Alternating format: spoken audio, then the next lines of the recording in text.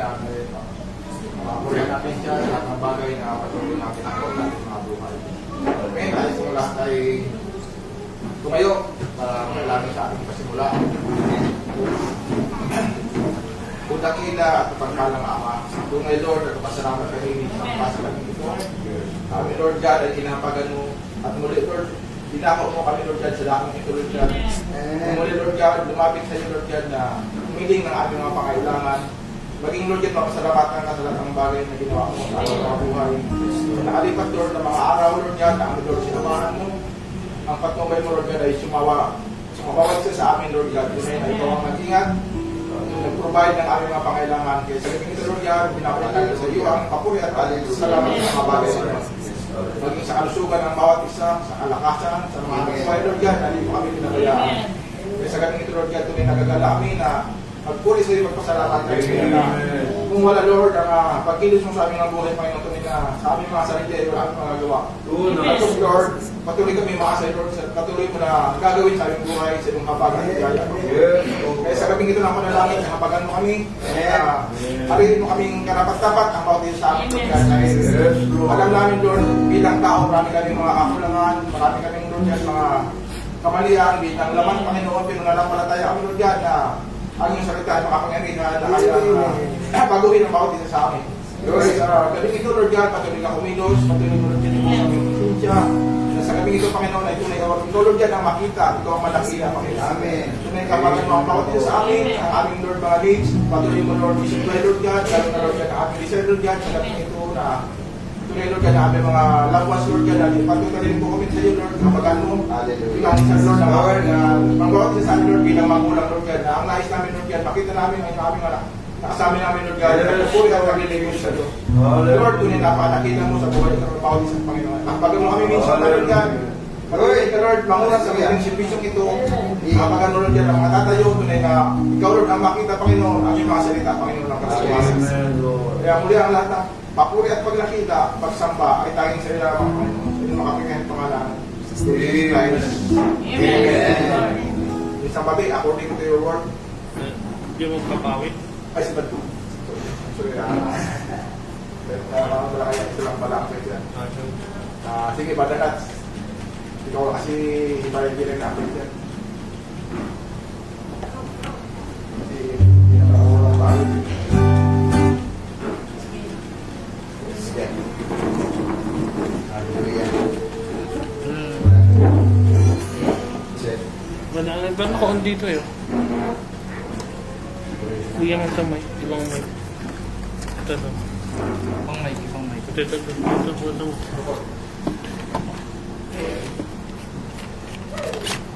Ibang bag. Pero Nakaon niya.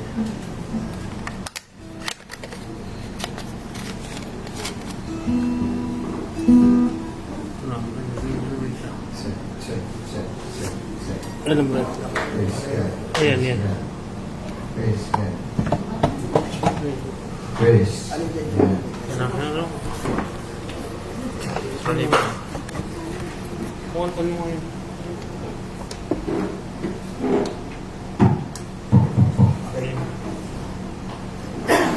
Masaya po ba ang bawat isa?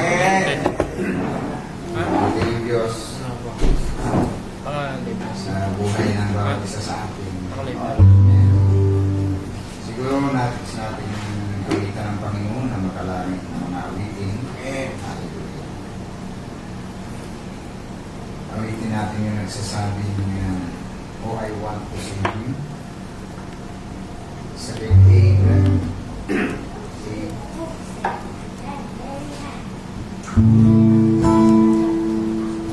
Say to me, through the light, sing as I go.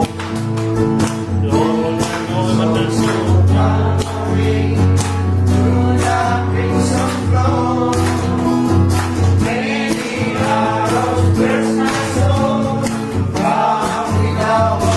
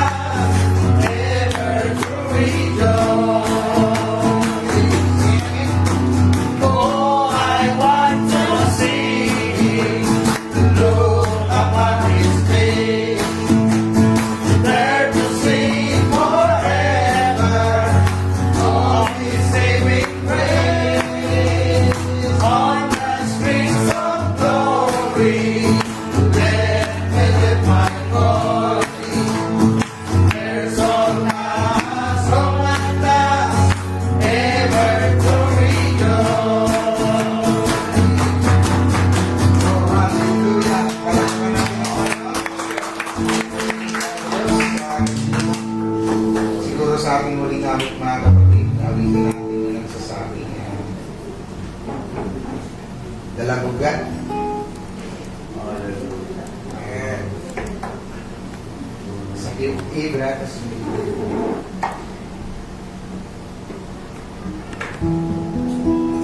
Dalagugan. It's sweeter far than time or pain. Can never tell if goes beyond the highest star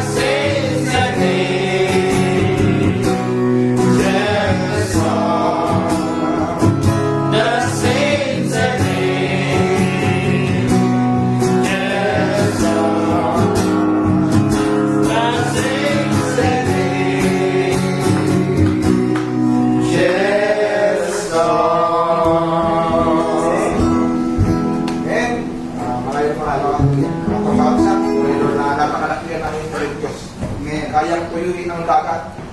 Kung susulat na kanyang pag-ibig. Amen. Sino po ang may kailangan sa ating ito na magbigay papuri sa Father Ording?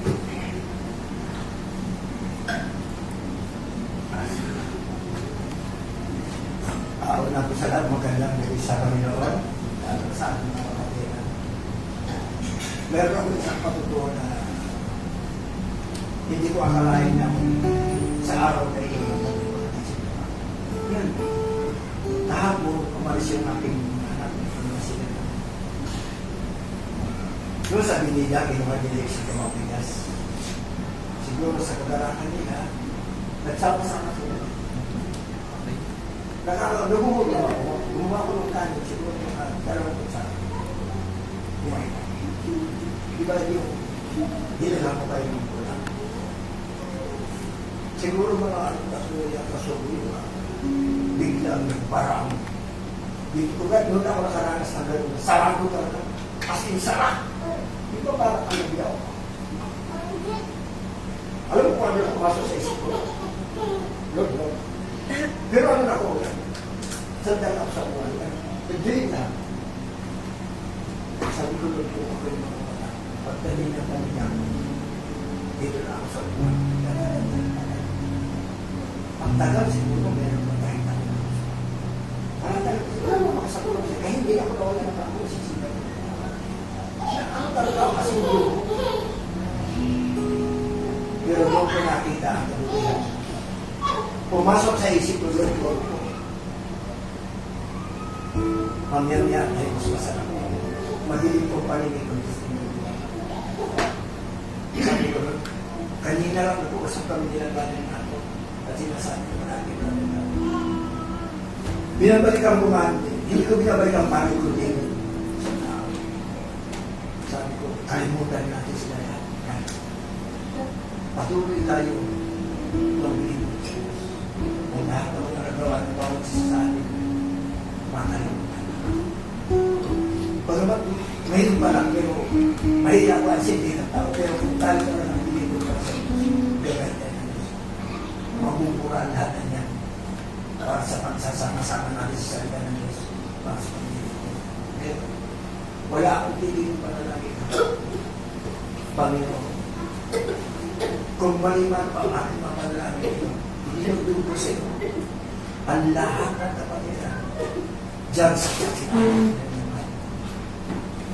Sana huwag mong pangayaan kami. Pasukin pa yung masasamang isip. Pupuntahin tuloy mo, sana huwag naman magtagal. Kasi kung ito na yung panahon, na sinasabi ko na kailangan lahat kami pumusisyon at magkaroon kami ng bukod pa masama sa salita. Please, ang bawat isa sa amin, i-guide mo kami at ang hipuin mo kami ang aming mga manarap, ang lahat ng aming mga kapatiran. Maging ang mga apo, maawa ka sa amin. Naniniwala naman kami sa iyo. Wala kami hindi ka naniniwala sa iyo. Pero hindi ng tao, mayroon kami mga konsekwensya sa buhay. Tawanan ko kami sa akin. Alam mo, Brad, isa ka lang nakita. Sa mga dinaan sa buhay, hindi ko talaga kanain hapon sa buhay. Wala akong kasama kahit balibang doon sa isang aso. Wala nag-blackout ako. At doon pinatunayan natin sa akin, mas kinag-isa pagkapuso ko na sa hindi ka pala natin ngayon. Kaya sabi ko lang maraming sa akin. Inuulit ko pa rin lahat kami ng mga leban mo mga magkakaman. Ilagay mo kami sa iyong kanang kamay. Punuin mo kami ng iyong Espiritu Santo. Huwag mo kami kaya. Lalo na kami ng aming pangarap sa amin. Mawag sa amin. Nihingi ko na tawag ka lang namin kung kaya ako talaga umiyakan ako. Gusto ko makapag-inom sa'yo ng buko. Sana po kaawang-kawaan. Pinagaling mo ako kasi kaya ang natin pinauman sa mga. Pinupur ka pa sa maraming sa Ano sa pag-conversion sa ating dakilang mga gagamot. Wala ko ba na kahit ano naman mangyari, wala tayong mapalapitan. Sabi mo, kahit retira ka, kung wala kang Diyos, wala kang silbihan. Pero ngayon tayo Diyos na buhay na siya ang maasahan sa lahat ng oras sa ating buhay. Dapat alali nga pala. Hindi nga pala Lord ng pagkataon sa desire mo na maglingkod ng lubos. Sino pa po? Ano bang ito? Ha? Ano bang ito? Ang magbigay ng Oo, yung maganda. ano ba? Nagpapasalamat lang po ako sa ating dakilang Diyos dahil sa kanilang umaga, pagtawag ko po kay Brother Nato, hindi nakalap ko na yung umalaw dahil hindi na pwede. At blessing rin po dahil hindi nagtagal yung wife ko, bakit nasa kwarto tatahika. Yung pala tumawag sa kanya at yung sabihin natin na malapit sa kanyang puso dahil matagal din namin kaibigan din sa 21 sa Luzon ko na kamakailan lang ay kausap ang wife ko ang nangyari sa kanyang panganay na anak na nadisgrasya ng motor. Nagsilikap niya dahil yung asawa niya ay parang walang kwenta. So siya lahat sa kanyang pagod yun siguro nag-provide lahat ng pangangailangan. Last week naman siya naman po yung stroke. At pagka-stroke niya po ay yung anak niya na magaling na, nakalabas sa ospital, ay yun yung nagbunga nga sa kanya na hindi niya matanggap. Kaya parang ang ginawa niya na lang nung isang araw yata, pumili na lang nagpalabas na wala namang kakayanan. Eh hindi magkalaw yung right side ng kanyang kawan. So, na-express yung wife ko sa sabi ko na parang sabi ko puro negative ang pumapasok ko sa iyo. Alalahanin mo meron tayong obligasyon sa ating anak. Sabi ko, gusto man natin abutin pero nakita mo ba sa mga nagdaan kahit nung lowest ever rin nakita mo only few ang ginamit ng Diyos pero hindi tayo nagkaroon sa mandog sa kanila. So pwede lang natin na kung walang dadalaw sa kanya huwag yung magkaroon ng sa mandog. Kasi hindi rin natin kayang gawin, sabi ko. Imagine, kung ang anak natin ngayon, tuwanan natin, iba nag-aaluga. Dahil lang sa alam ng Panginoon na gusto natin abutin, kaya lang napakahirap ng estado. Sabi ko, pray ka naman, sabi ko, not now. Hindi natin magdagamot. Alam niya na yung tawag niya. Alam niya na may kahilingan. Alam niya na gusto rin niya madalaw. Dahil sa ngayon parang magkakawa rin. Nag-iisa lang sa panla, wala yung asawa, wala yung anak. So magkakawa lang daw siya kung may dadalaw. Matapos bahay yan. I do beg all your prayer again para sa aking may bahay. Although iniwan ko na maayos naman ang kalagayan na. Naniniwala ko na yun ay dahil tayo ay nasa truth. Hindi tayo titigilan ng kaaway. Pero ito ay pinagkikibay ng Diyos ang ating pananampalataya.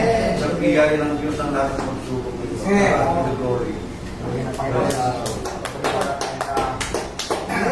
Sinabi nga ni Brother na ang pagiging Kristiyano ay is not a flowery bed of is. Kasi pag naging Kristiyano ka raw, hindi ka pumasok sa ganung kalagayan, kundi pumasok ka sa hira. Kaya asahan mo na ang banat na taway. Amen. Talagang aamin ka. Si Mother Nato pala. Pastor Nato. Nais ko lang na ibalik ang pasalamat sa Panginoon sa Panginoon niya sa aking anak. Siyempre kasama kami dahil malang yung anak namin. Ano man ang nangyari sa anak ko, malulog. Kasi nung isang gabi, nagkabit ako sa akin dahil rin sa work. Pagdating ko dito pagbalik, sabi ng ako, Lolo, punta ka raw dun sa bahay na Elaine kasi sumasakit ang tiyan, nilipid sa sakit. So, madaling sabi, pumunta ako, dahil si Lola, nandun na. Pagdating namin dun, wala na, nasa hospital na.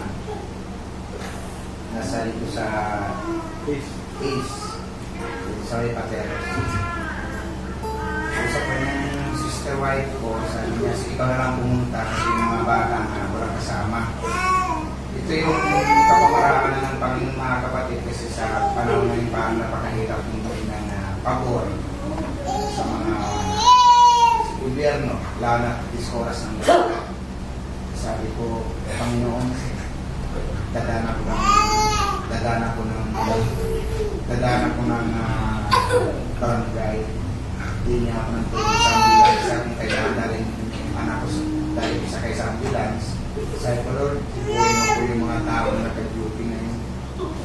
Yung madaling sabi, dating doon, mga tulog sila, ilang gising. Gumising ko yung sa upuan. Sabi ko, ma'am, pwede ko ba akong humingi ng pabor ko sa galit? Yung bungakan siya. Kasi yung tulog sa lamig isang gano'n. Sa bakit ano yun? Sabi ko po kasi yung anak ko po nasa hospital. Tapos po hindi ko po kakayanin yung kasi uoperahin po siya ayon sa sabi ng doktor ng case na ang pinakamababa daw sa operasyon ay 100K. Wala naman po akong isa lang po akong hirap na tao. Baka pwede po akong humingi ng pabor na magamit ko po yung ambulance dahil dadalhin po namin sa Taguig Patera sa hospital kasi doon po yung referral ng doktor ng ACE.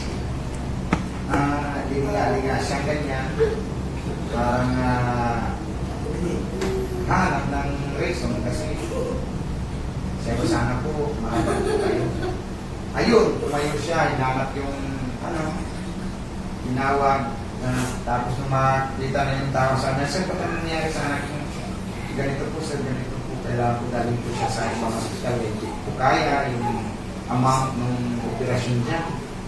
Ba't ano po ba nangyari? Sa ganito po, sana po, madalas siya ngayon na po dahil agad-agad sabi ng doktor, operahin siya dahil nagkaroon po ng internal bleeding. Sige. Sabi ko, sir, open po ba? Mauna na lang ako doon. Kasi para pagdating doon sa kaso na para pagdating doon po, kaga na lang natin sa ambulan, diretso na. O sige, mga ka. Itakbo na doon. Pagdating sa mga kapatid sa hospital, tunay na ang din, sabi ito po ba yung iba-ibanay? Sabi ko, yes ma'am. Sabi okay na po siya, andyan po ba yung ambulansya? Kasali po pa, parating na po. Yun, inayos na. Malalit sabi, alam naman natin ang Taguig Patera sa hospital na maraming inaayawan niya. Marinig nga nila, parang ayaw nila ipadala roon. Kaya ganun pa rin ang prayer ko. Sabang nanakbo kami sa, napakabuti talaga ng Panginoon. Nanakbo kami sa ambulance. Napakabait yung mga nag-ano sa amin, nag-guide. Kasi pag hindi mabait kasi, dagdag stress yun eh. Di ba? Dagdag stress yun. Dating namin sa hospital, doon. Ano nangyari? Emergency. Sabi nung medium asking pa yung guard, sabi nung pagbaba na nung carlo na dito sa barangay, emergency. Sige po nila ng adventure. Sa short story mga kapatid, inasikaso siya doon, inasikaso. Tapos maya-maya, lumabas itong asawa niya. Sabi pa, ikaw ang pumunta doon kasi parang ikakamatay na ni Ren yung ginawa sa kanya.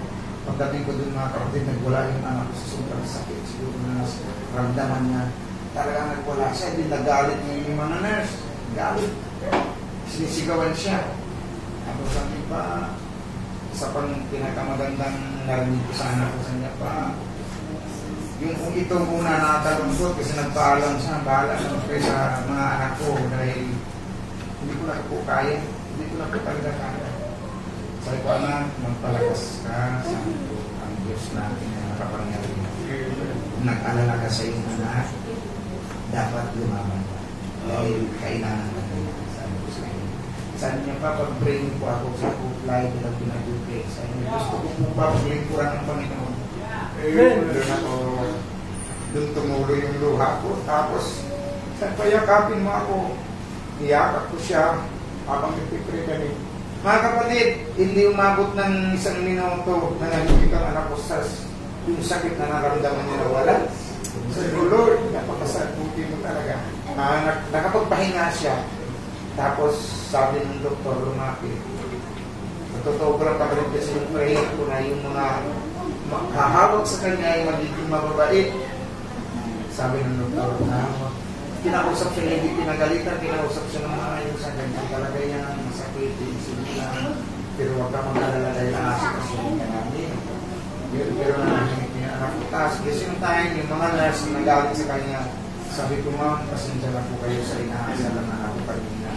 Pasensya na rin po kasi sinigawan lang po namin siya daw para po siya tumigil dahil yung karayo, nagkakakita-tabi yung dalawang karayo kasi nandito. Kaya pala naramdaman niya ganun kasakit na hindi niya halos kayanin dahil nag-bleeding yung may internal bleeding na. Wala yung karayo. Oo. Hanggang sa, kayo po ba ang father? Sabi ko sa ano, opo ma'am, huwag po kayo mag-alala siya. Kasi kasuhin na po yung anak niyo, iaakyat na po yan. Ayun, niyakap po yung anak ko. Lagi sa kanya sinasabi, hanggang sa doon sa operating room na, sabi ko, kasi sabi niya pa, nervous talaga ako. Sabi ko, huwag kang nervous, nandyan ang Panginoon sa'yo. Andyan ang Panginoon. Huwag kang mag-alala anak. Hindi ka pababayaan ng Panginoon. Oo ba? Mag-pray mo po ako lagi. Sabi ko, yan ang pinakamagandang bagay. Mag-pray ako, mag-pray ka. Ayun. Balitan namin. Kahit sa amin na successful yung operasyon niya. Salamat sa Panginoon. Ayun na yung anak ko nakakalakad na. Baka sabi nga niya, baka bukas pa makalabas na ako. Oh, glory. Loobin. Kaya nagpasalamat ako sa Panginoon sa kabila na alam ko naman na grabe talaga po ang pagkukulang namin sa Panginoon. Hindi worth yung buhay namin. Ako, marami din ako pagkukulang sa mga anak ko. Mga anak ko, kita ko naman talaga. Kaya sabi ko, Lord, ano man po ang mga pagkukulang namin sa iyo. Lord, makasumpong kami sa inyo ng hawag. Another chance. Sa Dr. Paul, sabi ko, nangako siya na paglingkuran ka. Sana, Lord, huwag niyo yung makalimutan. Kasi yun ang prayer ko sa ating mga anak. Kaya, salamat ako sa Panginoon. Sa kabila ng lahat ng pagkukulang namin, ang kamay ng Diyos nandun palagi sa akin. Kaya, binabalik ko kaprang kasalamat sa Diyos. Siguro lang ating nabilang mga tanong. Kahit may doktor ba, nandyan, makasalang ni Lord yan. Yung kanilang kaalaman patungkol sa medisina. Tama ang sabi mo kanina, siguro nga yung pagsubok niya dahil unang-una, hindi ko makanin na ang pinasok natin ng gira. Lalo nga yung pastor ka na medyo masabigat sa niya. Sana mapagpikong pa natin lahat yan. Sino ba po? Siguro kung wala na, nakain na kayo sa opening. Napakali na. All things are ready. Come to the feast. Come for the table now is spread.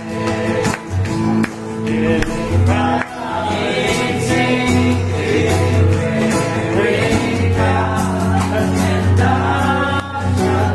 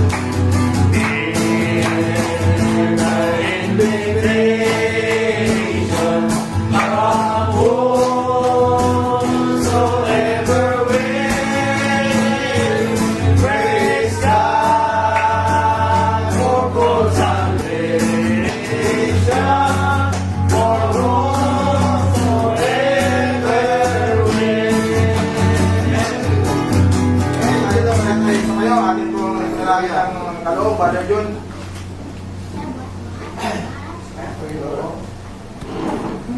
Oo, mga banal, kami nagpupurit, pagkailaman, pag-ibig sa Panginoon. Kami nagkatipong-tipong Panginoon. Hindi sa aming kaluban, kundi sa iyong kaluban ito. Dalahin ko, Lord, sa mga naghandog, Panginoon, ng mga biyaya at pagpapala. Inyong batbatan, Panginoon, mga biyaya ito kung kay magsilbing inspirasyon sa bawat isa sa amin ng God. Dahil ko, Lord, ibalik niyo po ang naging maraming bisit pa sa mga nagbigay, O Diyos. At pinupuri ka namin, Panginoon. At nilalati yung pangalan. Lord, binabalik namin lahat na ito sa iyong papuri at pagmulati sa iyong pangalan. In Jesus Christ's name, we pray. It is no secret what God can do. What is done for others, He'll do for you.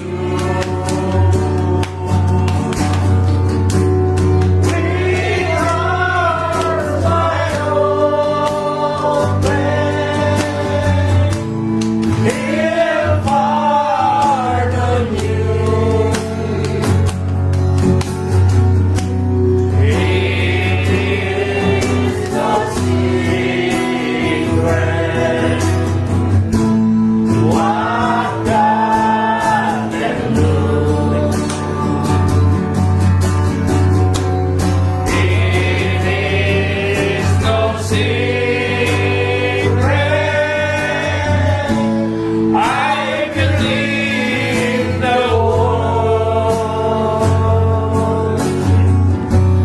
My eyes were open. My heart was still. I recognize Him. The first I heard the prophet wrote the spoken word. It is no secret where I have been. I heard the prophet and told me with my heart open. The light showed me it is no secret I follow Him.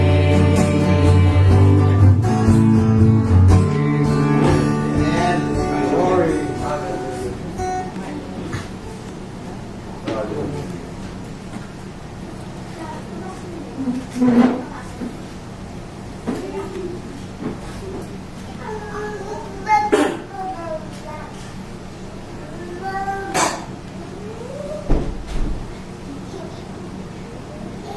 Dito sa Book of Isaiah, hallelujah, sound test, sound. Sabing ganon sa Isaiah 40 verse 31, but they that wait upon the Lord shall renew their strength. They shall mount up with wings as eagles. They shall run and not be weary, and they shall walk and not faint. Ngunit silang nag-aantay sa Panginoon ay nangagbabagong lakas. Sila ay pailan lang na may mga pakpak na parang mga agila. Sila ay magsisitakbo at hindi mga papagod. Sila ay magsisilakad at hindi mga ngihihina. Sa Luke 18 verse 8, ganito pagkasabi, I tell you that we will avenge them speedily. Nevertheless, when the Son of Man cometh, shall he find faith on earth? Tayo lahat yung mga kapatid manalangin. O dakilang Diyos, napapagpalang Ama, salamat Lord ng maraming Panginoon sa gabi na ito. Ito'y gabi Lord ng kung saan ipananalangin at naniniwala kami Lord na ang mga anak mo ay lagi may mga pangangailangan sa iyo. At tunay, Lord, na kami nananampalataya na Ikaw siyang tutugon sa lahat, Lord, ng mga dalayan ng iyong mga anak. At hindi lang kami, Panginoon, maging mga kapatiran na nagdadaos din ng kung saan kanilang mga meetings, ng mga churches, Panginoon. Kung paanong kami gagabayan mo sa gabing ito, gabayan mo rin sila lahat, Panginoon, at Ikaw siya tumugon, Lord, sa lahat ng mga panalangin ng iyong mga anak. Amang banal, salamat mo na marami, i-guide mo kami sa gabing ito. Pagpalain mo, Lord, na mensaheng ito sa gabing ito na aming pag-uusapan. At naniniwala kami na Ikaw ay nandito sa aming kalagitnaan. Lord, salamat at binawalik namin lahat ng kapurihan sa iyong banal, Lord, at dakilang pangalan sa pangalan ni Kristo Jesus. Amen. Hallelujah. Tayo mga kapuna. At pag-usapan natin itong message na ito na kung saan ay they that wait upon the Lord. At tunay na yung naging kalagayan ng anak ni Father Nato, parang naging kalagayan ng aking anak noon, ni sister wife ko. Kung saan ay na-ectopic pregnancy yan, kakamali, mga 1997 yun. December pa yun, camp meeting. Papaalis na yung mga kapatiran noon. Kami naiwan dahil yun na nangyari sa kanya. Nasa trabaho pa nga ako noon kumbaga wala ako sa bahay. Dalawa pa yung anak namin, maliliit pa. Parang 1 taon at 2 taon yata yun, hindi ko nagkakamali. Wala naman kami ibang kasama sa bahay. Dito kami sa may bagong sikat noon Pero sa ganung kalagayan niya, masakit talaga yun kasi namilipit yan. At ang Panginoon ay hindi naman siya nagpapabaya sa atin. May nagbaganda doon na unbeliever, mag-asawa. Yung asawa niya ang bumuhat sa kanya, nagdala sa ospital, inalagaan nila yung 2 bata. At hindi naman kung isipin ko, paano kayo nakasurvive ito ng mga panahon na yun? Alam ko yun kasi masakit talaga yun. Kung isipin ko hanggang ngayon, parang hindi ko alam paano namin na-survive yun. Oo nga. Pagdating sa hindi naman tayo, talagang sinabi ni Father Nato, wala man tayong pera, hindi man tayo mayaman. Oo. Pagdating doon, siyempre, operasyon yan Dito sa may Vargas noon, siyempre, may bayad na rin yun. Ayun, mabait yung doktor na nag-asikaso sa kanya. Napakabait daw, sabi ni Sister Wife ko. Tapos nung time na nalalabas, nung nagkakamali, sa 7,000 to 8,000 yung bill noon. Medyo mura-mura pa noon kasi 1997, hindi ko nagkakamali. Tapos yung Panginoon, dahil meron ka malalapitan, siyempre, ang Diyos, i-guide ka niya, saan ka lalapit. May swaya tayo kung nagkakamali. Idudulog mo yung kalagayan mo. Alam magkano binayaran ko noon? 150 pesos. Parang donation. So, nakasurvive na gano'n yung mga kapatid. Hanggang sa mga maiisipin ko, sabi ko, parang ko nakasurvive noon. Ang lilit pa ng mga bata, pumapasok ako. Kaya punin ng Panginoon dahil sabi nga natin, ang Diyos ay hindi nagpapabaya sa atin. Diba? Kaya dito sa message, they that wait upon the Lord. Kumbaga, sa panahon natin, marami mga naghihintay sa Panginoon. Pero, ano kaya itong pag-aantay na ito? Alam niyo ba mga kapatid na kumbaga sa time natin, kumbaga dadalhin natin dito sa time natin, alam niyo ba sa first fullness of time, sa paano pa lamang ni na Peter, maraming mga mangaral na nag-aantay sa Panginoon. Kumbaga itong binabasa natin, sila unang bumasa nito. Di ba? Inaantay nila siya sa kanyang unang pagparito Pero, ang tanong ako, yung itsura niya pagdating. Ayun ang mga tanong na marami, di ba? Ano itsura niya? Kaya marami nagkamali nung time na yun kasi inakala nila dahil King of the Jews, Hari yung darating.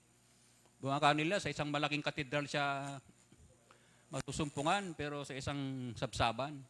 Kaya ang daming na-miss dun Kala nila maganda yung bihis. Pero hindi nila alam, napakapayak yung kanyang pagparito. Kaya na-miss yung mga tao. Ganyan din dito, di ba? Titignan natin, kung basahin natin ang Biblia, kilala na nila si Lord Kilala na siya yun, 2,000 years ago. Kilala na ng lahat si Lord Jesus Christ, yung pangalan niya. Maging yung istorya niya, kilala na ng lahat, kaya pag-usapan natin.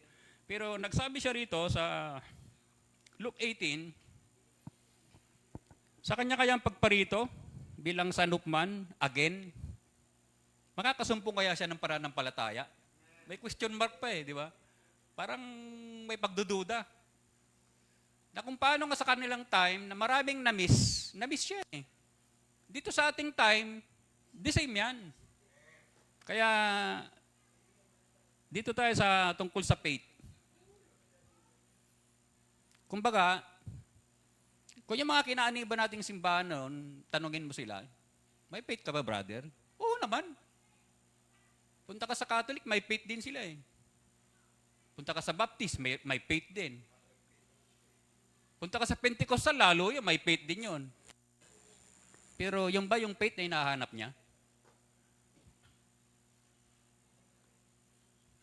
Kumbaga, parang yung faith na ito, parang wala rin pinagkaiba sa three kinds of believers. Depende, ikaw anong pananampalataya, anong pangangailangan mo sa Panginoon.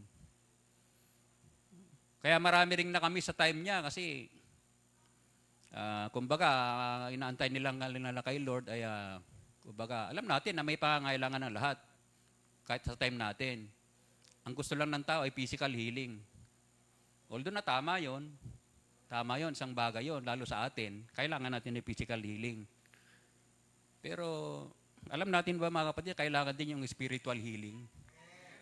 Kung paano may healing sa body, meron ding healing sa soul. Tingnan natin Kaya nga sa time niya, nung inantay siya, sabi niya, sa first quote, sabi niya, "Now when you want eternal life, you receive a token, showing that the price has been paid. It isn't the blood, but it's the token of the blood. It's the life itself." Amen? Full obedience to the whole word of God, to God's entire word, will entitle you to this token. So maraming mga nag-aantay mga kapatid, no? Kumbaga itong pag-aantay na ito, kaya kayo nang pinangaral niya message ng token, alam niyo yung halimbawa ng prophet dun sa message niya na ito, dun sa LRT. Sabi niya, kung wala kang token, hindi ka makakapasok. Doon ka lamang mag-aantay sa loob pag may token ka. Hindi po pwede sa labas mo antayin kasi kinakailangan magkaroon ka ng token. Ang mga totoong nag-aantay, dapat mayroon ka ng token.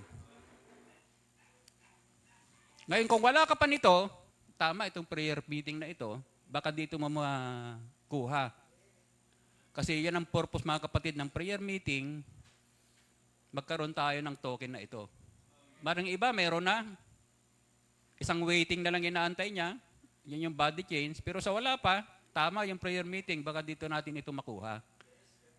Kasi siya yung magbibigay nito hindi yung mga ngaral. Pero tingnan natin yung obedience natin sa salita niya. Now the Spirit is the token, you shall be filled with the Holy Ghost, not many days hence. And when the blood was shed, the token was sent down on day of Pentecost like a rushing mighty wind. Alam niyo ba mga kapatid, nag-48 day, He paid the price.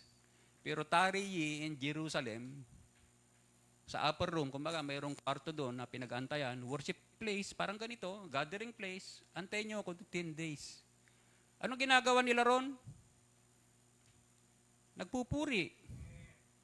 Nag-aaral ng salita. Nananalangin sila. Ngayon, biglang dumating, bumaba ang banal na espiritu sa kanilang kalagitnaan. Ayun na yun. Doon na nag-start mga kapatid, ang kanilang mga buhay ay nag-iba, nagbago. So, hindi lang yun mga kapatid na-receive nila, hindi healing of the body, kundi healing ng kaluluwa. Tandaan natin, before Pentecost, nagpapagaling na sila ng may sakit, inutusan sila di ba? Marami ang anihin, pero konti ang mga ani, binagyan sila ng kapangyarihan upang magpagaling ng mga may sakit. Physical. Di ba? Pero, pagdating sa kaluluwa, wala pa. Kasi, they are not yet converted.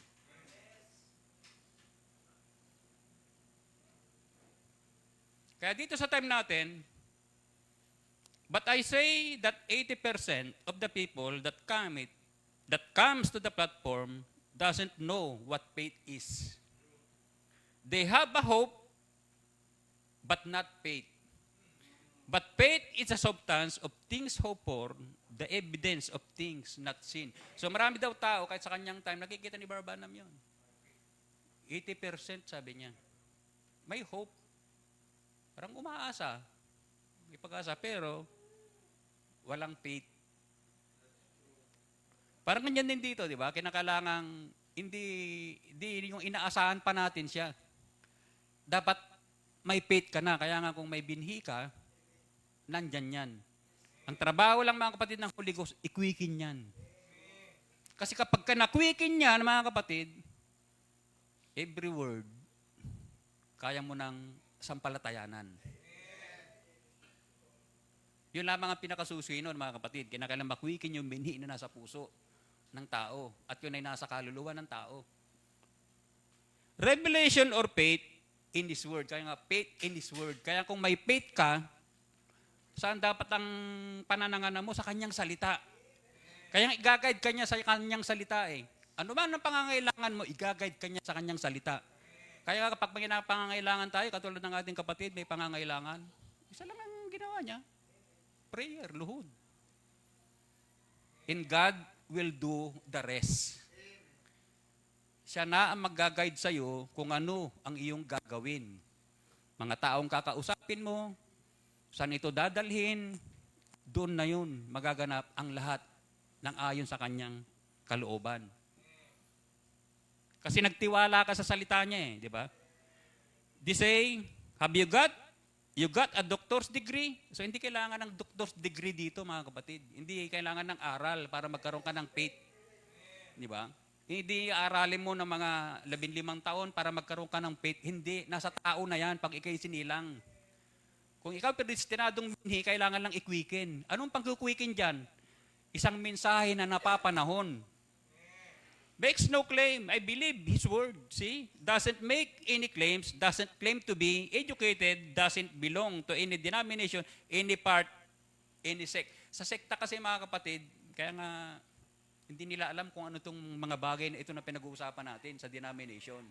Mayroon silang faith, tama yun. Kaya lang, faith, hindi faith in His word.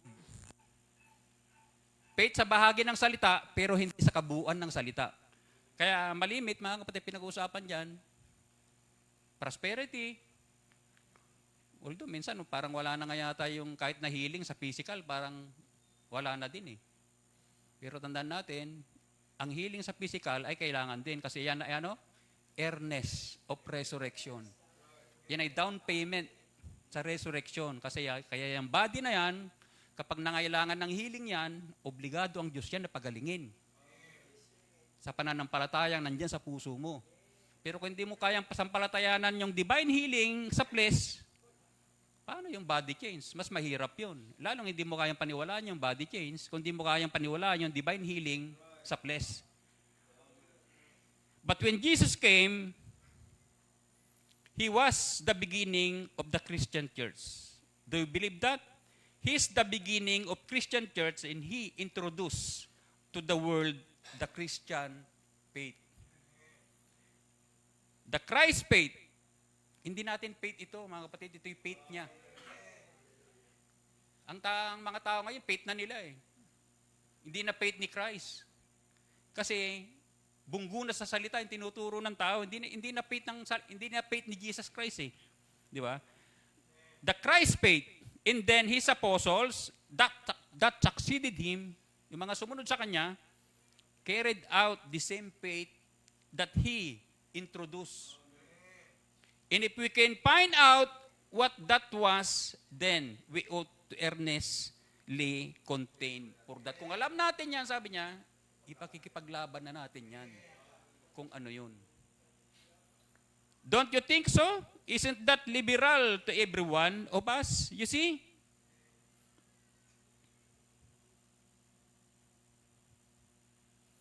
Pero alam niyo ba mga kapatid na yung dati kay Christ, ibinigay sa apostoles, alam niyo ba yung mga itinuro nila unti-unting nawala lahat? Napalitan eh, di ba? Kaya nga nung tayo nasa mga denomination, ano yung kaibahan ng nandito sa Biblia at saka yung itinuro sa atin ng mga denomination? Dito pa lang sa Acts, dito pa lang sa water baptism na bago na eh, di ba? Sa Matthew 28:19, yun ang ibinigay sa atin. Yung Ama, Anak, at Espiritu Santo. na walang kapangyarihan kapag yun ang tinanganan mo. Pero yun ay itinama. Di ba? Itinama sa time natin. Kaya nga, I believe it's time again that the Bible promises that in the last days, that Spirit will come upon the earth and will restore the faith of the children back to the Pentecostal fathers again. Kaya nga ibinabalik eh. Bakit? Kasi nawala yan noon. Ibinabalik tayo ngayon sa mga Pentecostal faith. Di ba? Upang kung paano sa kanilang time, ganyan din daw dito sa atin. Yung mga benepisyo na kanilang nakuha nung time na sila ay naglilingkod, mararanasan din daw natin dito. Di ba? Kung nung time na yon nagpagaling sila ng mga mais, pag pinatungan nila yung mga mais, sakit, gumagaling. Ganon din daw dito. Di ba? Kaya tayo naniniwala pa rin na nandyan pa rin yan, hindi pa rin yan nawawala. Di ba? Kaya nga, yung isang gabi, yung anak kong panganay, dumating gabi. Minsan kasi alas 12 dumadating yun eh. Pagdating niya, masakit ang ulo niya, tsaka parang lalagnatin. Nung nilapitan ko, sabi ko, pinag-pray ko siya, sabi ko. Pinag-pray ko. Kagalingan niya. Sabi ni sister wife ko, ano, gusto mo pang uminom ng gamot? Hindi naman, pinag-pray na ako ni Papa. Yung mga batang yung mga anak kasi dati, mga kapatid, mula nung kasi, wala nga tayong ano, hindi naman tayo mayaman eh. Hindi nakatikim kailanman yan ng doktor yung dalawang yan. Talagang, sa pananampalataya lahat yan. Ang nagsilaki, yun yung sa pananampalataya lahat. Kaya every time may mga sakit sila, gumagaling pa rin sila pag pinagpipray ko. Sister wife ko yung, kailan yun, nung linggo yata yun, may sore eyes yan, parang sore eyes na yung mata niya. Kasi nagreklamo yun, sabi, parang may napuwing yung mata ko, masakit, sabi niya. Yung nakita kong namumula, naku, parang panahon ngayon, parang summer, nakita ko, mainit na, kaya ginawa ko nung nahihiga siya sa may sopa, pinag-pray ko yung mata niya, hinawakan ko. Sabi ko, bukas wala na yan. Kinamagaan nga, wala na, puti na yung mata niya. Pero patungo na sa sore eyes. So, ibig ko sabihin mga kapatid, nandyan pa din yan. Magtiwala lang tayo sa Kanya. Hindi yan nawawala. Kasi, pinangako niya yan eh. Yan ang ibinalik mga kapatid ng seventh angel na pananampalataya. Diba? Pero itinuro niya muna tayo sa kanyang mga salita. Full obedience to the word of God. Kailan ito nag-start? Ito nag-start mga kapatid nung ibinalik. Kaya kayo mag-starting point eh. May the 7th, 1946, that Israel was declared a nation for the first time for 2,000 years since then they been scattered, not a people, it was the very same hour, exactly to the hour that the angel of the Lord met me yonder and sent me to with the gospel. Tignan natin mamaya mga kapatid, ano ba yung gospel? Gospel, yun ay good news. The very same thing, May the 7th, 1946, now then, another thing that gives me to know, it's restoring the heart of the children back to the fathers, and the heart of the fathers to the children, the message. Notice, Malakay 4, not Malakay 3. Malakay 4. Nag-start noong 1946, mga kapatid, nung in-restore yung faith na yun sa mga tao. Kaya nga, sinabi sa kanya, kapag ang mga tao, sabi niya, ay maniwala sa'yo, makuha mo yung pananampalataya nila, di ba? Nothing can stand before your prayer. Not even cancer. Diba? Kasi nasa kanya yung gift of divine healing. Grabe si Barbanam. Ipinakita, mga kapatid, na yung faith na yon sa time na yan, nag-operate. If I didn't preach divine healing, I wouldn't be preaching the gospel. Kaya ang gospel, mga kapatid, ay divine healing. Ano yon? Physical lang? No. Yan pala yung gospel. Di ba? Wala nang iba. Huwag na nating ilayo-layo. Puro mystery, hindi. Yan ang gospel. The gospel comes not in word only, but through power and demonstration of the Holy Ghost. Di ba? Hindi lang puro salita. Kinakailangan may demonstration ng Holy Ghost. Tignan natin mga kapatid, no? Kasi kapag divine healing, please lang, hindi yan kumpleto. Tignan natin sa Marcos 2:17. At nang ito'y marinig ni Jesus, ay sinabi niya sa kanila, hindi nangangailangan ng manggagamot ang mga walang sakit, kundi ang mga may sakit. Hindi ako naparito upang tumawag ng mga matuwid, kundi ng mga makasalanan. Alam niyo ba mga kapatid na ang sickness ay attribute of sin? Pero dalawa yan, sickness sa body at sickness sa kaluluwa. Kaya healing of the body and then healing of the soul, yan ang gospel. Di ba? Yan yung sinasabi ng Isaiah, hindi lang physical yung sinasabi ng Isaiah, hindi lang flesh. Isaiah 53 verse 5, ngunit siya'y nasugatan dahil sa ating mga pagsalangsang, siya'y nabugbog dahil sa ating mga kasamaan. Ang parusa ng tungkol sa ating kapayapaan ay nasa Kanya at sa mamamagitan ng Kanyang mga latay, nagsigaling tayo. So, yung nagsigaling tayo, kinakailangan complete healing ang ma-receive mo. Walang saysay kung gumaling ka lang sa flesh, pero kung di ka gumaling sa kaluluwa, yan ay hindi kompleto. Kaya tignan natin no si Christ nandito sa lupa. Sa Luke 17:12 up to 19, ganito pagkasabi. At sa pagpasok niya sa isang nayon, ay sinalubong siya ng mga 10 lalaking kitongin na nagsitigil sa malayo. At sila ay nagsisigaw na sa pagsabi, Jesus, Guru, maawa ka sa amin. At pagkakita niya sa kanila, ay sinabi niya sa kanila, magsihayo kayo at kayo ipakita sa mga saserdote. At nangyari na nang samantalang sila ay nagsiparoon, ay nangalinis sila. Kasi sinunod nila yung sinabi niya na magpakita. Para sila ay luminis o gumaling. At isa sa kanila, nang makita niya ay siya'y gumaling, ay nagbalik na niluwalhati ang Diyos ng malakas na tinig. At siya'y nagpatirapa sa kanyang paanan na nagpapasalamat sa kanya at siya'y isang Samaritano. At pagsagot ni Jesus ay nagsabi, hindi ba 10 ang nagsilinis? Datapot, saan na nga roon ang 9? Sabi niya, walang nagbalik upang lumuluhati sa Diyos, kundi itong taga-ibang lupa. At sinabi niya sa kanya, magtindig ka at yumaon ka sa iyong lakad, pinagaling ka ng iyong pananampalataya. Isa lang ang nakareceive ng complete healing. Yung 9 nakatanggap ng temporary healing, pero hindi nila alam yung natanggap nila, magkakasakit ulit sila. Pero dito, dahil bumalik upang luwalhatiin ng Diyos na nagpagaling sa Kanya, both healing sa body, hindi sa kaluluwa, na-receive niya. Yan ang complete healing niya.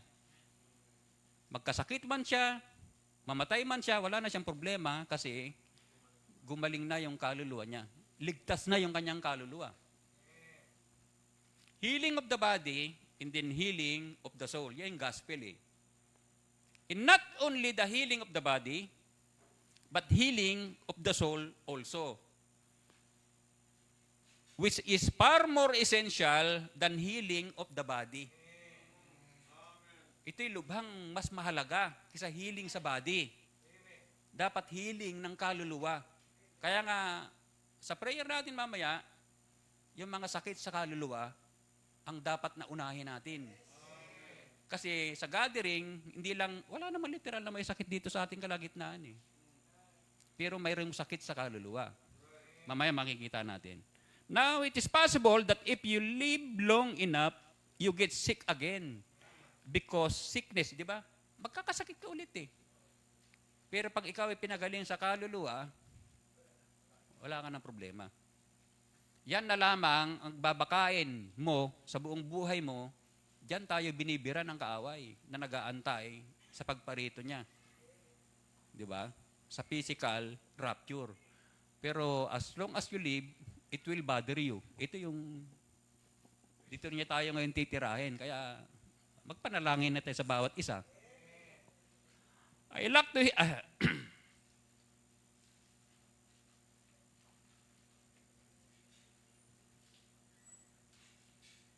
kaya, yan ang benepisyo pag ikaw ay dadalo sa gawain. Tignan natin ha. I like to hear those songs and play the tape. Hear the songs when you can sit down. There's nothing like music, you know. God heals by music. Did you know that? God heals by music. God heals by love. See? God heals by medicine. Kaya huwag tayong matakot kapag yan ay kalooban ng Diyos sa medicine, diyan kanya dadalhin. Pero huwag mong kakalimutang magpasalamat sa Kanya kasi yan yung way niya. Tinuro Kanya sa way na yan. God heals by prayer. Kaya nga ito, prayer meeting. Pwede kang gumaling dito. Both physical and spiritual. O sa kaluluwa. Pwede kang gumaling dito. Di ba? Kasi ang Espiritu Santo, tandaan natin, hindi na natin siya inaantay na malayo pa. Nandyan siya. Tayo lang ang inaantay niya. Tayo lang ang inaantay niya, mga kapatid. Mabagal lang ang tao na mag-progress. Ang Diyos hindi malayo. Nandyan lang siya. Nasa kalagitnaan nga natin siya. Ikaw lang ang inaantay niya. Di ba? Kinakailangan yung pananampalataya mo, dapat nandyan. Magkaroon ka, have faith in God. God has many ways of healing, depend on what type that you need. Healing. Sickness is an attribute of sin. And when Jesus killed sin or atoned for sin, He atoned for every attribute. Diba? Kaya nung siya namatay, binayaran niya lahat, mga kapatid, ng attribute. Diba? Kumbaga, physical healing and then spiritual healing kasama sa binayaran. Kaya kapag ikaw ay binayaran na, pwede niyang ibalik sa'yo yung nararapat pala sa'yo. Kapag naalis na yan, di ba? Magkakaroon, mga kapatid, ng substitute. Ibibigay niya sa'yo, yung nararapat para sa'yo, everything down that was caused in the fall, Jesus atoned for it. Kaya dito natin makikita kung talagang ang tao ba may faith o unbelief pa rin yung umiiral. Tingnan natin ha. Kaya sinabi ko kanina, mas more essential yung healing ng soul kaysa healing ng body. Dapat mauna yung kaluluwa. Kasi nandyan yan sa kaluluwa eh. You know God by faith, which is the sixth sense, which is there's two senses of the soul, faith and unbelief. Minsan baka napagkakamalan yung tao, faith yan, baka unbelief yan. Hindi faith. Kaya nga pag ikaw ay nasa baptist, may faith ako. Hindi nyo ba alam na yun ay unbeliever? Pag i-compare mo sa nasa ating mensahe, unbeliever siya. Pero kapag siya wala siyang nakakausap na true believer, ay ituturo niya sarili niya na siya yung true believer. Di ba? Kahit ikaw nasa Pentecostal eh. Ituturing nila na sila yung totoong pananampalataya na sa kanila. Pero tayo na tumitingin sa kanila, unbeliever ang dating nila sa atin. Unbeliever. Unbelief. Kaya nga pag siya binigyan mo ng salita at hindi niya pininiwalaan, unbeliever siya. Maaring naniwala siya sa portion ng salita. Kaya kapag hindi niya pinanawalaan yung kabuuan ng salita, ang kategorya niya ay unbeliever. And if you possess with faith, faith is just real, mas reality to you as sight is. Ito, tignan natin ha. That's the reason we got so many spiritual dead. So-called Christians, they're eating a glare of another day. Ito yung sinasabi ko, mga kapatid. No? May faith sila. Pero ang tawag sa kanila, they're eating a glare of another day. They're eating manna that's already contaminated.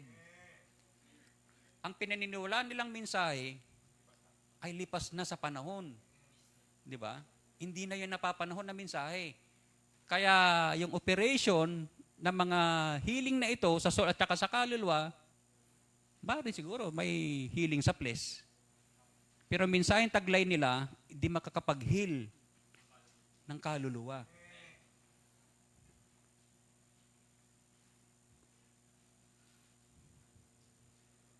My home in Tucson, Arizona, I live in the desert, you have a mirage.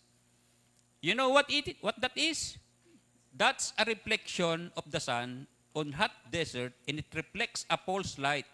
Makes it looks like water. When you get there, there's no water there. Wala naman tayong disyerto rito. Ewan ko kasi nakaranas sa disyerto. Kapag summer, ang tindi ng init, di ba? Makikita mo yun, parang umuusok na ganyan. Sa malayo, pag ikaw ay nagdidilira, subla ng uhaw mo, kala mo dagat yun. Oo, kala mo dagat ng tubig. Yan yung mirage ang sinasabi ni Barbanam. Di ba? Sobrang uhaw mo, di ba? Sa patalastas, makikita mo yun, denive niya. Kala niya tubig, naglangoy siya. Hindi niya alam, buhangin pala yun. Ganyan din daw to.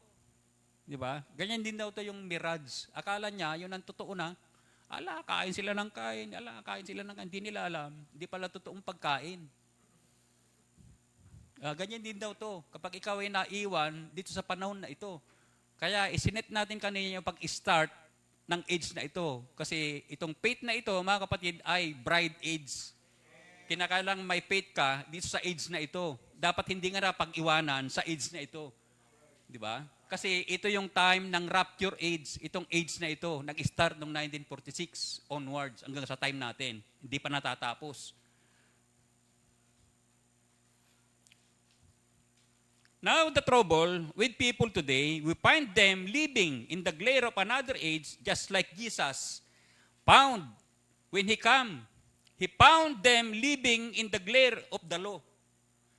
Kasi kung in ignoring what was take place in His age, kasi kung lahat okay lang tayo, hindi na kailangan na doktrina regarding dito, di sana wala na rin pag-uusap tungkol sa kanilang time sana.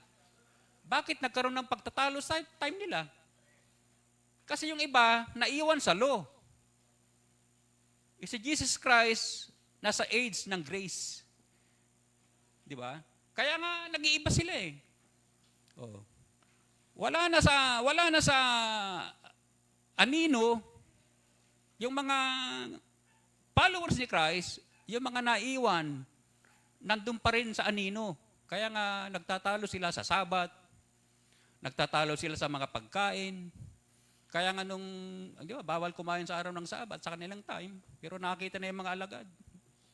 Panginoon, yung mga alagad mo, ba't matuwid bang kumain sa araw ng Sabat? Di ba? Kasi namulot sila ng mga uhay ng trigo nagutom sila Ayun yung sinasabi natin. Yung iba naiwan sa glare ng law, ito sinasabi ni Barbanam. Di ba?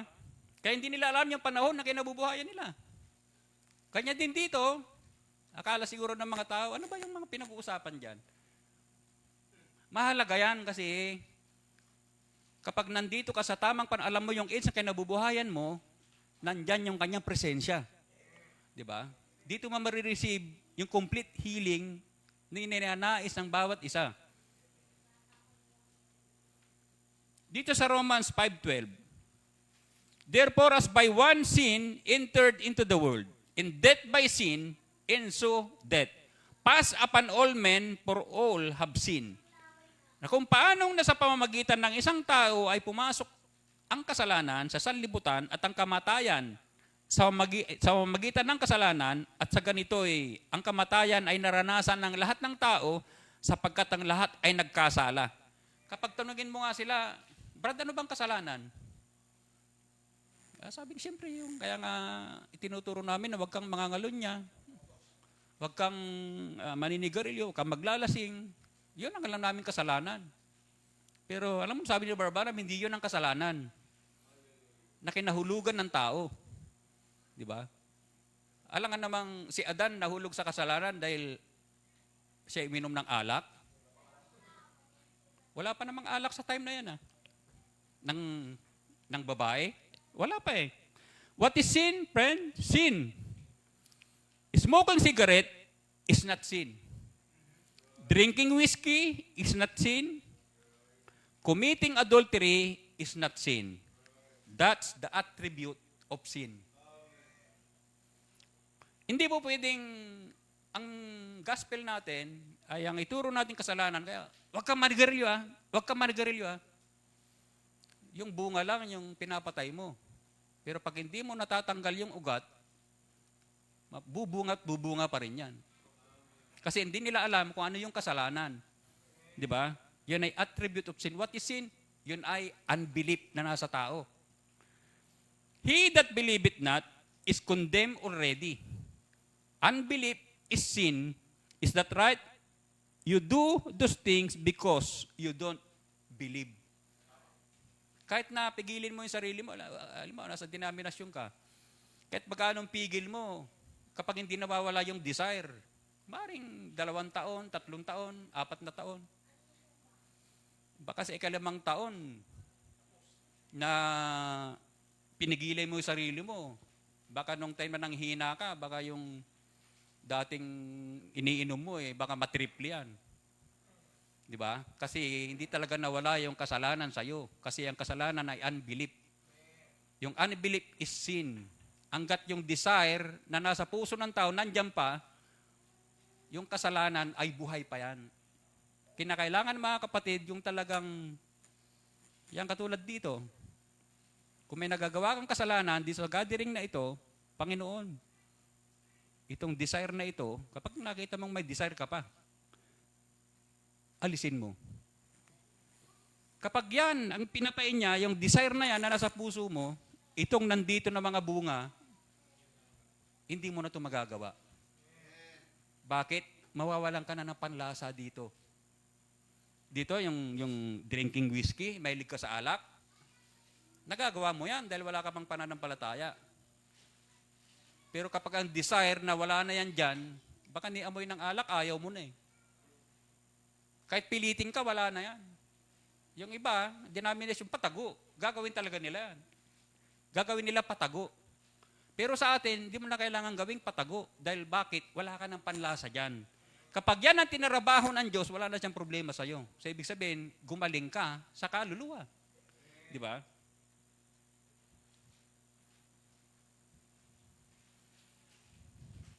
Worldliness. Kalimitan kasi, in-attribute lang natin, hindi na ako nangangalunya, hindi na ako ano. How about worldliness? The arrow of deliverance was given to the church, but worldliness, unbelief, superstition, and everything else has crept in, brought worldliness to the church, brought passes in the church, arguing different denominational barriers. One say, I'm this way, I'm that way, I'm of Paul, I'm of. That's what the matter. Kasi hindi nila namalayan, mga kapatid, na yung worldliness, unbelief, ay pumapasok, unti-unting pumapasok sa church. Sa message, mga kapatid, dapat bantayan yan kasi pumapasok yan. Kaya nga, ito nga, pumapasok yung mga pag-aaway, arguing, di ba? Nagkaroon na ng mga barriers. Yan, nandyan sa end time. Bakit? Because of worldliness o unbelief.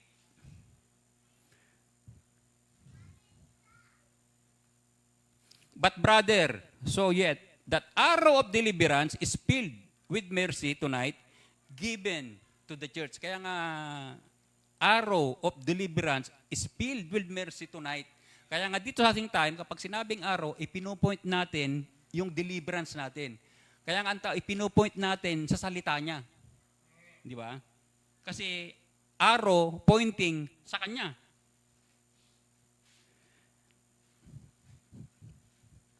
Kaya nga sinabi natin kanina, dito sa atin, although may karamdaman, hindi natin kapiling ngayon, pero dito sa kalapiunan natin, wala namang may sakit na dinala.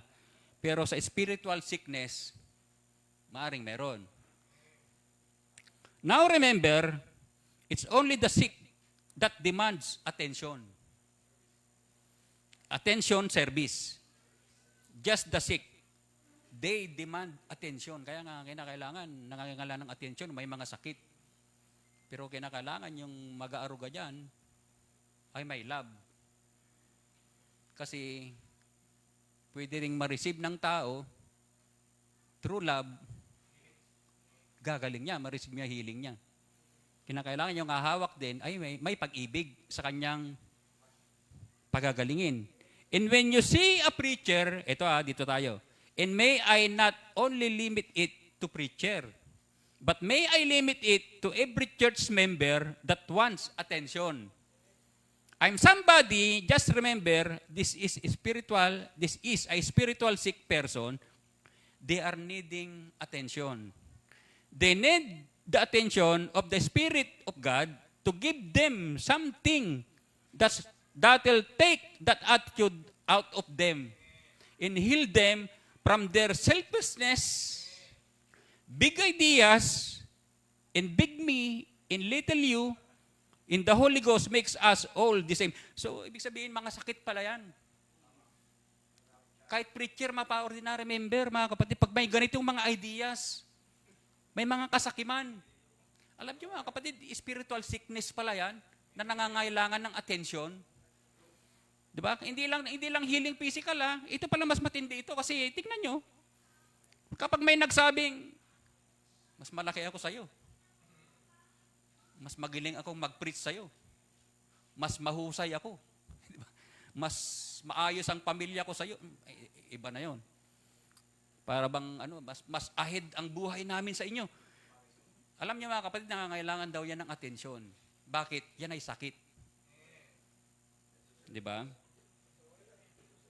Yan daw ay sakit, nangangailangan ng much attention, sabi niya. Kaya na kailangan mahalin natin yung mga ganyang klase ng tao.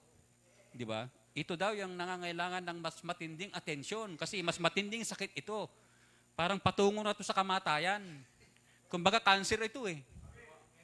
Parang cancer sa kaluluwa ito na kailangan gumaling. At pwedeng gumaling ito sa gawain.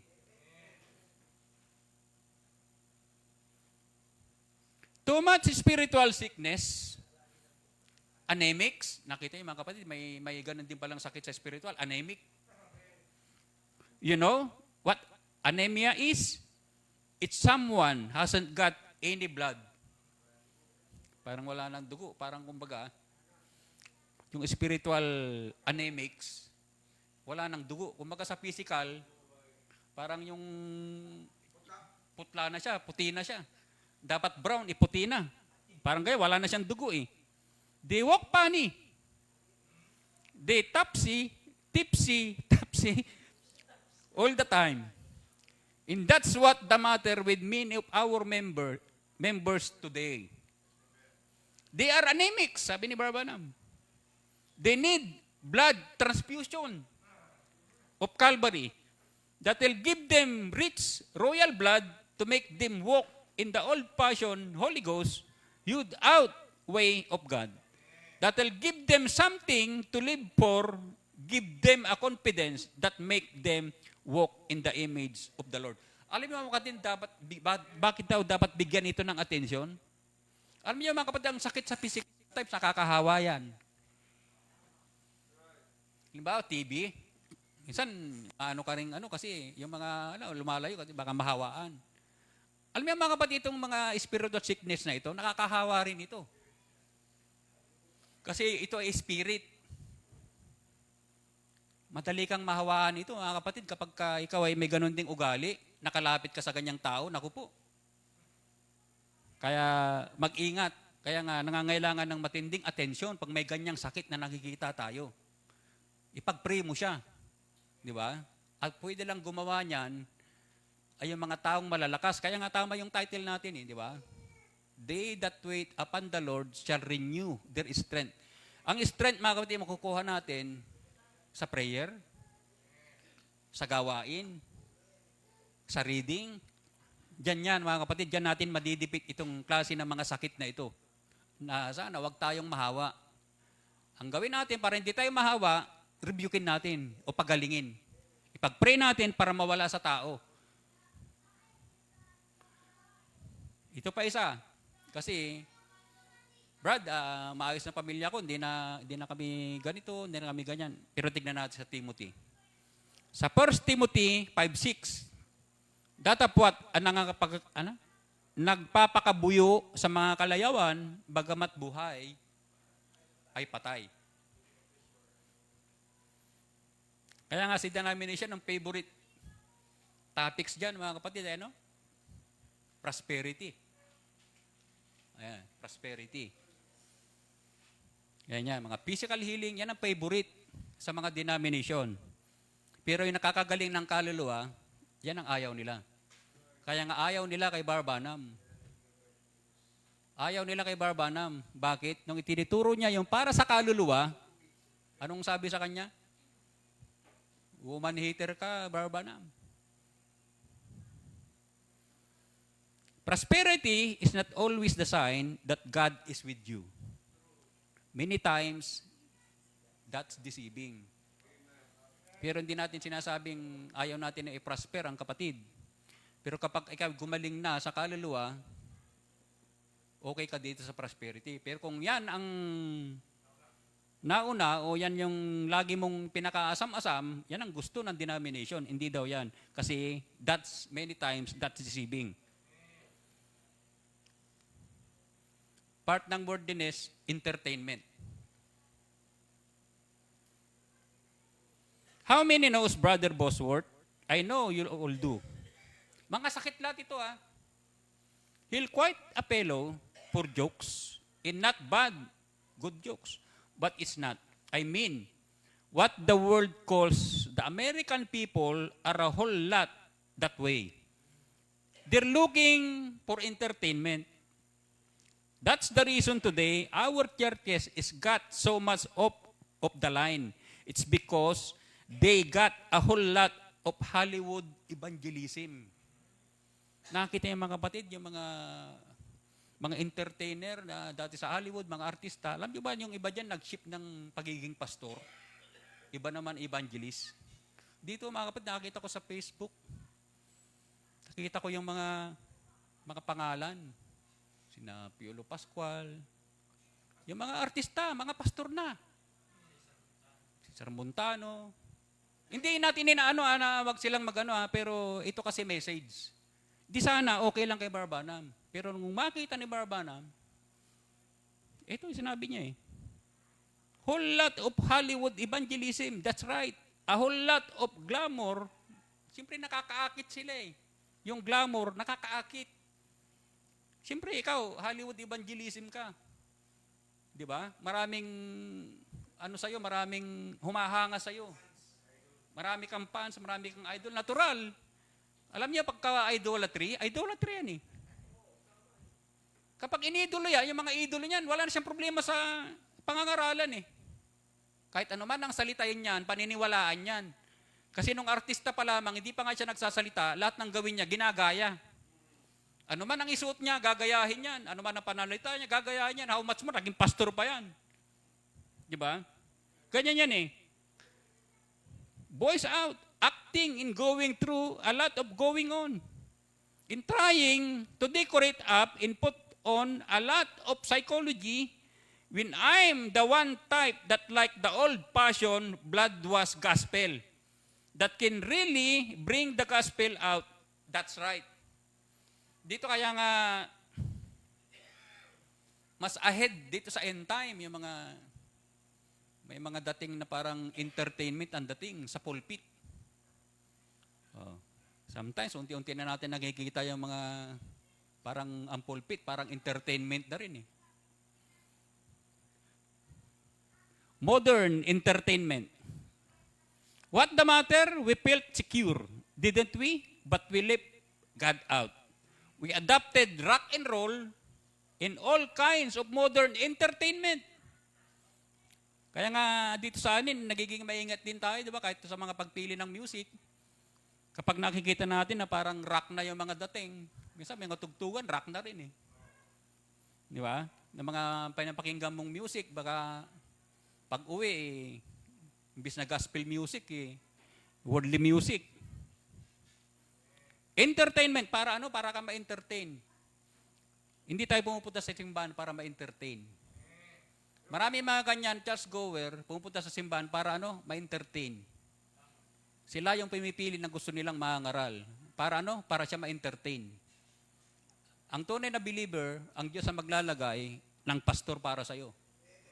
Diba? Hindi ikaw ang pipili ng gusto mo. Kasi kung ikaw ang pipili ng gusto mo, baka gusto mo lang ma-entertain. Kasi, uy, gusto ko yung pastor na yun. Bakit? Comedian. Ay, hindi word of God ang habol mo. Comedian.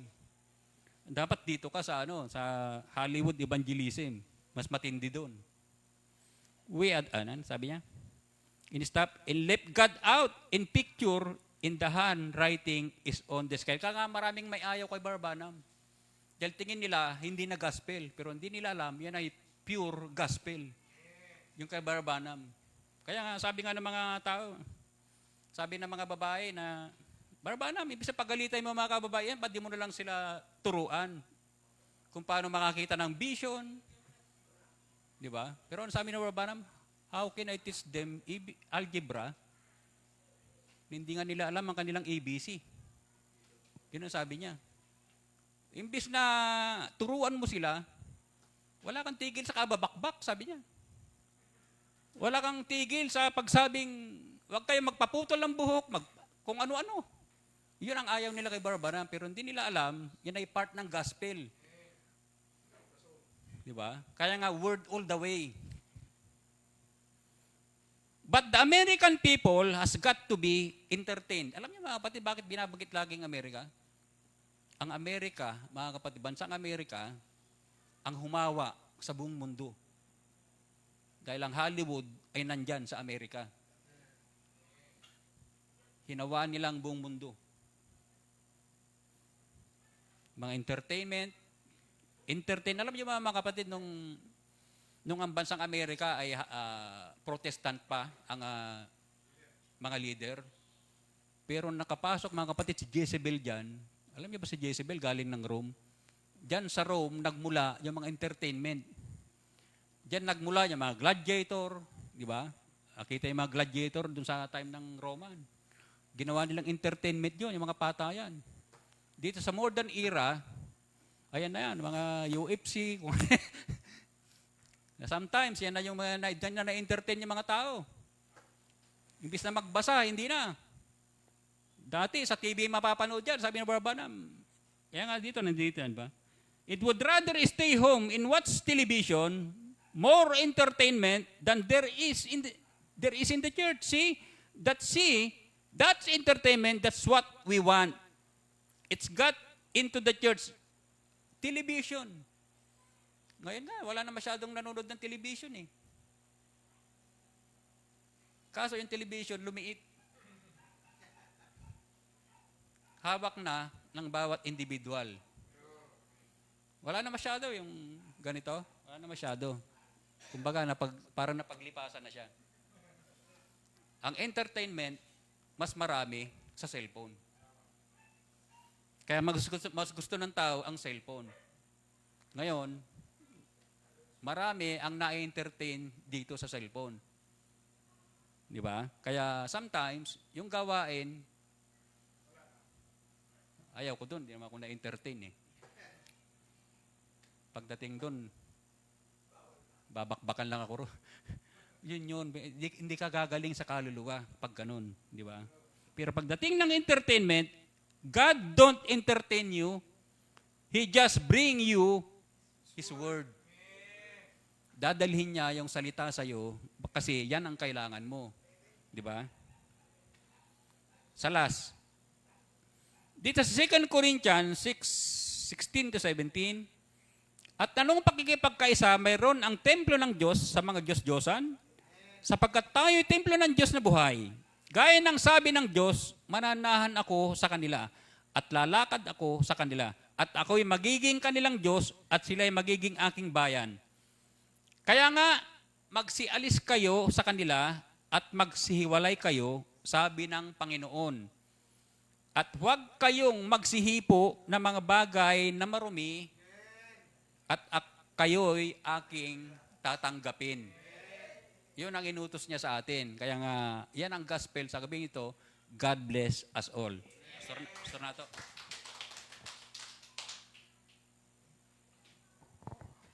Purihin ang Panginoon sa napakagandang mensahe. Mayroong madaw masumpungan ang Diyos na pananampalataya pag siya ay dumating sa atin. Ang sagot, siyempre sa atin mayroon. Ewan ko lang sa iba. Mayroon ako siyang kung nabasa. Dito ko lang yung nabasa. Maraming konektado ako. Pati yan mga gabi.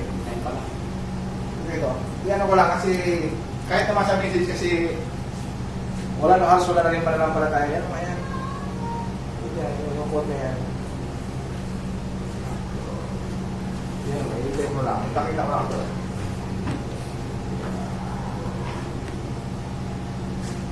Kasi pag sinabi kasi ang believer, yung mga hindi mananampalataya, ang tanong ba yan, sinner eh, ma'am? Sinner. Pero kasi ang quote yan, yan, i-plus mo nga dyan. Yeah.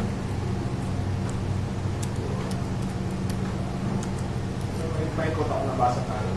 Parang konektado sa preaching ni Mother Jill. Puso. Ayan ko lang. Kasi kahit sa message eh, kung kahit kasi kahit sa simbahan na yun, halos di na rin purong salita. Kahit sa message, marami na rin in-interpret. Marami na rin yung pinapababaw na aral. Ang quote. Basta wala na ngayon. Ngayon, kung mapalik si Lord, paano makakasumpaw na naman? Ang nasa lang naman yung message of the hour. Ganyan na. Sabi niya, he that believe not the full word of God is a sinner. Pinabihin pala, kung kahit isang salita hindi mo paniwalaan, i-consider ka as sinner. Sabi, hindi ka dati, huwag kang mag-asama, darat ng ganit ka. Kasi sinner ang lagay mo eh. Amen. Parang konektado, di ba? Konektado. Siguro tayo ay tumayo at tayo ay mananalangin. Si Father Nato ng pabakas na kanyang panalangin. Ay pagpinaray niya lahat kasi sila man aking leader na sila local. Siguro na rin na natin ang panalangin. Sige. Kay Madrigan. Ingat. Yung sa kaibigan ni Sister. Yan. Si Mary Ann. Ayan. Sa pagsubok, karamdaman. Stroke yun. Stroke. Cerebral sickness. Ayun. Meron ba? Mamamanhin pa mo. Papa. Ayun, lagi pang mabulikat ng mukha ni Sister Marites ng talaga.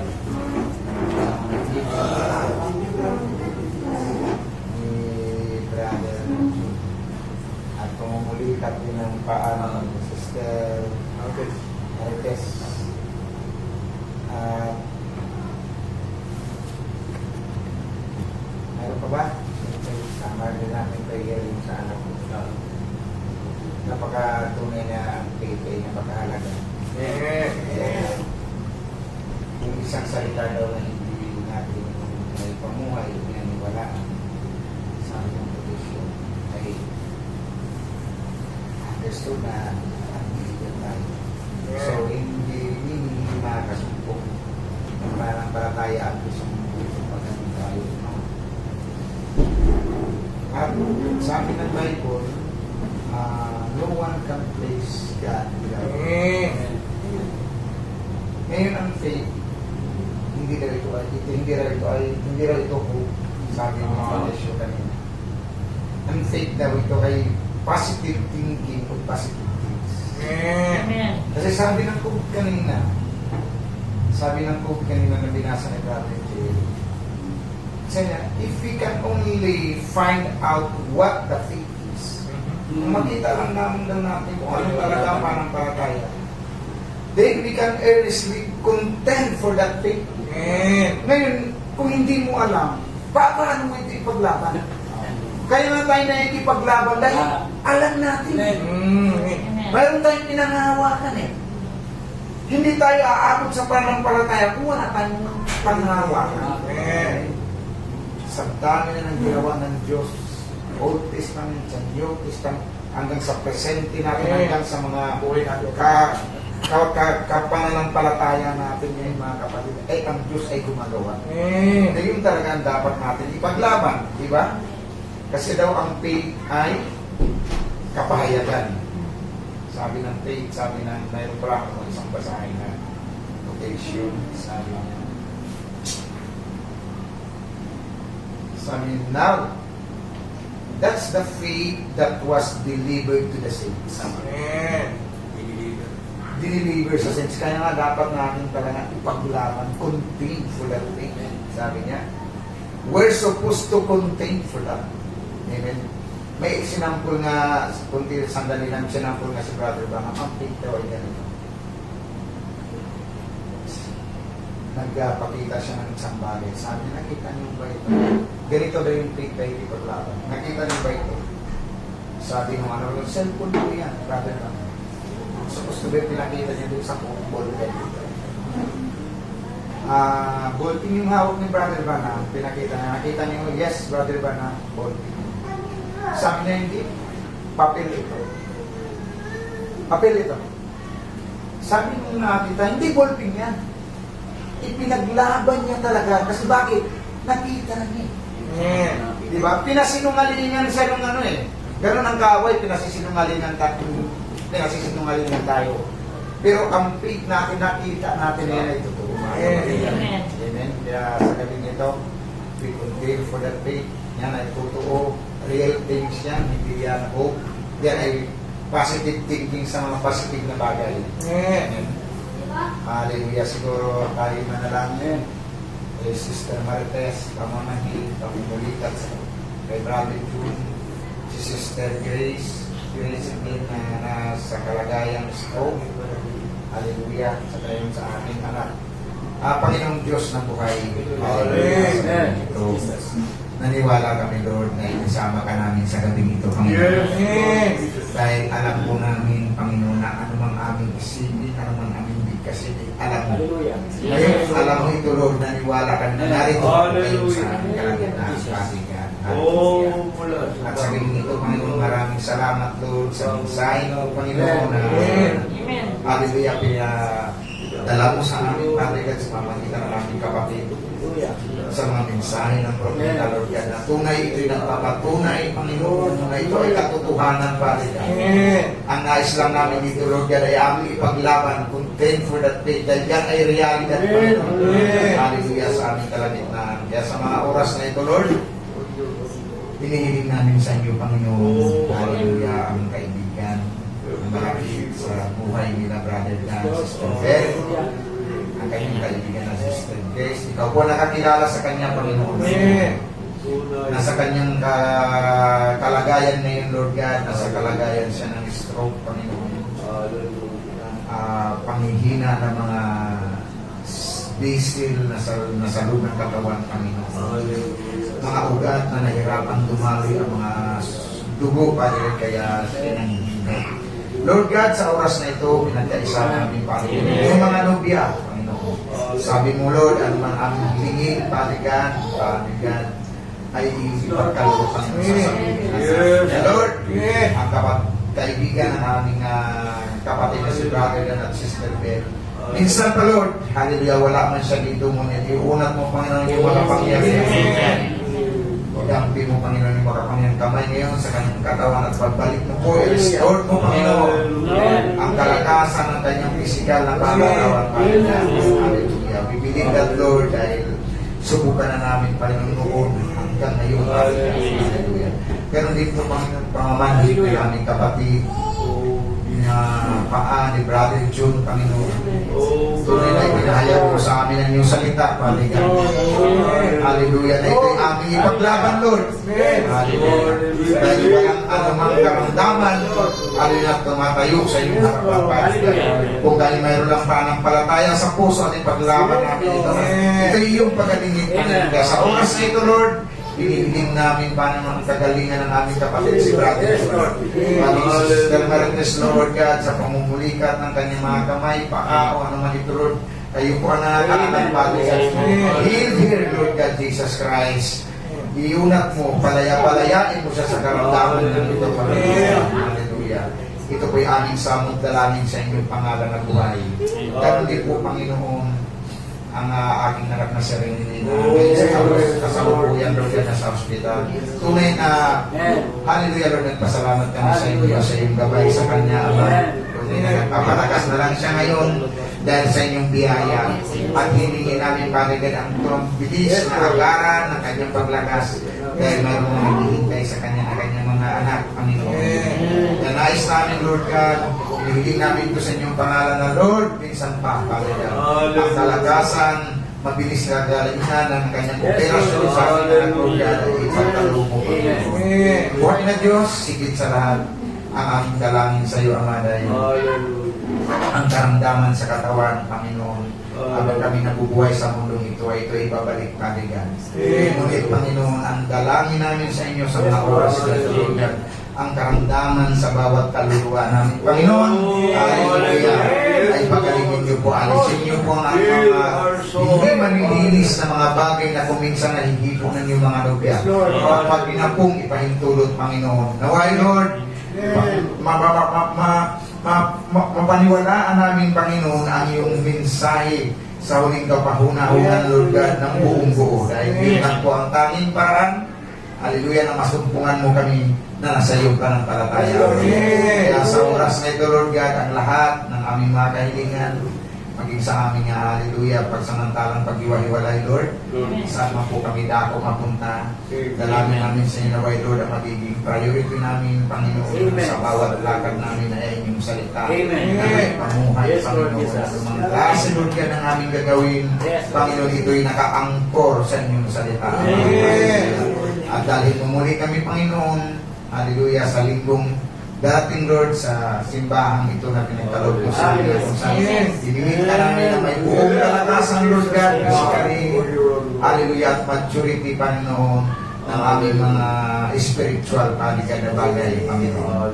Buhay na Diyos, hallelujah, kayo po ang nakita sa aming mga kalagitnaan, ang aming mga needs, pang araw-araw, Panginoon. Huwag niyo po kami pagpulangin. Ang lahat po na dito, Father God, ay aming samot dalangin. Hinihiling namin, Panginoon, sa inyong makapangyarihang pangalan. In the name of our Lord Jesus Christ, and we pray.